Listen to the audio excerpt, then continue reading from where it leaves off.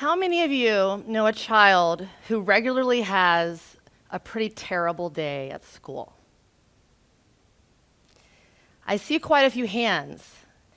And if we're honest, not only does our own children have a bad day every now and then, if you don't have a child, I know that someone in your family or a close friend has a child who regularly has a bad day.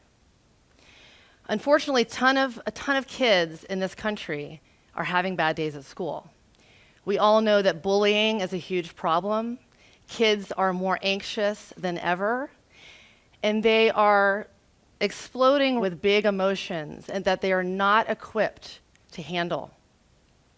With parents working more than ever and families moving a lot and not living close to close relatives or friends, children are going to school looking for connection and looking for coping mechanisms to handle all of these big emotions. I know all too well what it's like to be a young person with big, excruciating emotions.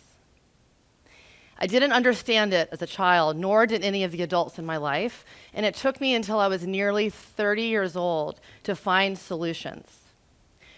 In elementary school, when I would climb onto the bus in the morning, I could feel the angst of the bus driver who regularly had explosive arguments with her partner before school. In fourth grade, my teacher was going through a divorce, and she would cry at her desk during recess. And my little body could feel her pain, and I didn't know what to do with it. In middle school, someone gave me a beer on a spring break trip in Florida. And about 3/4 of the way through that can, I thought, wow. I felt relaxed and free from other people's emotions for the first time in my life. I had been carrying around my parents' emotions because they were unhappy with their work and their marriage. And I would continue to take on people's feelings and emotions and leak mine all over the place for several more decades. In high school, I discovered running, and I would run and run from my feelings, some weeks getting up to 30 miles. So the beer and the running, I alternated as my main coping mechanisms all the way through high school and made it to the end.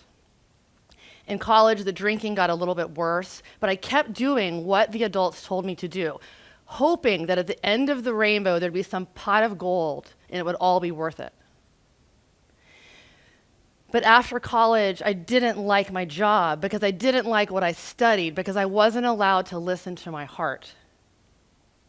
And I was really miserable, and I fell into a very, very deep depression. And twice in my 20s, because I didn't know what else to do, I tried to take my own life.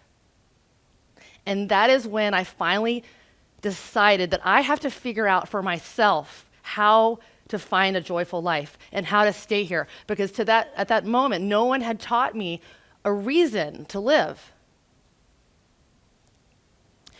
So I know all too well that these precious children that you're witnessing as a parent or you're witnessing as an educator that are struggling, it will get worse if we don't give these kids better mechanisms and better tools to handle this stuff.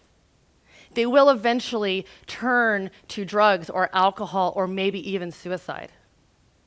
So I am asking you today to listen to two things that these special needs children desperately need to learn.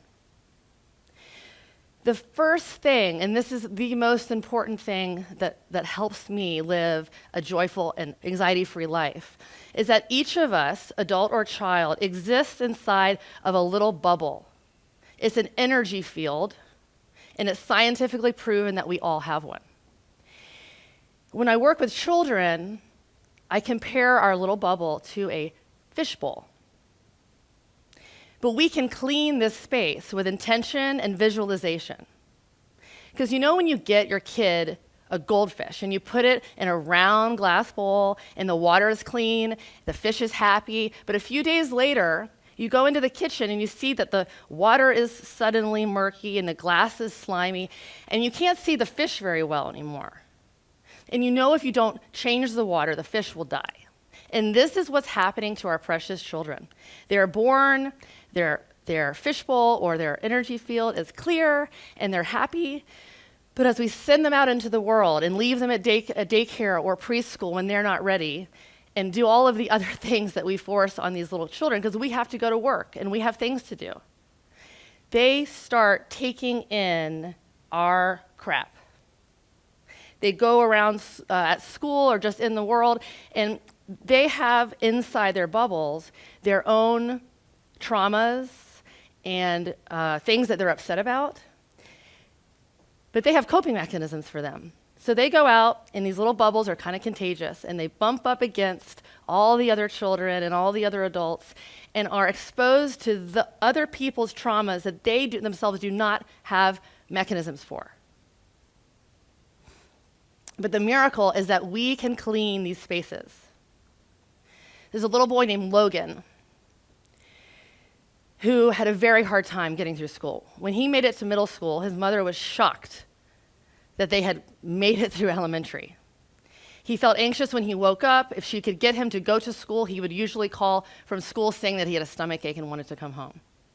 And what neither Logan nor his mother realized was that these were not his problems to deal with alone. It wasn't his fault. There was nothing broken about him that made him feel so much anxiety, that made him hide in the bathroom when they changed classes because it was too loud for him.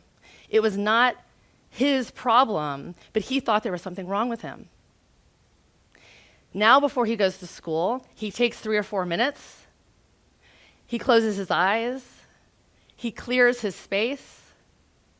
If he has a stomachache at school, he goes and finds a moment and closes his eyes and removes, because he is in control of his space, removes the thing that is upsetting him. He doesn't miss school hardly anymore. And while he used to miss at least 1 day a week, his mom said he went 2 months without missing a day, because he knows that he's in charge of his life and his energy, and has absolutely changed his life. The second thing that I want people and adults that love these kids that are struggling to know is that we can use our words and our thoughts to transform our life. If we wake up in the morning and we're worried about a meeting or a math test, and we immediately start thinking, oh my gosh, I'm going to fail. The woman that I'm having the meeting with hates me. If you think negative things, more of that is going to be created and pulled towards you. People in the spiritual communities know that this is called the law of attraction. But whether you're 40 or 5, the law works exactly the same. And these children need this information now. So if what I've been speaking about intrigues you at all, or you think, oh my gosh, my sister-in-law needs this book, please go to my website. I would like to gift you my book that will be in bookstores in the spring of 2020. And right now you can download it for free on my website. And that site is my name, katmulvaney.com. www.katmulv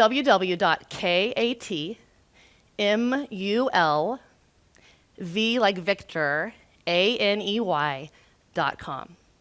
I will send you my book, and please let me know what you think. Thank you so much for your time.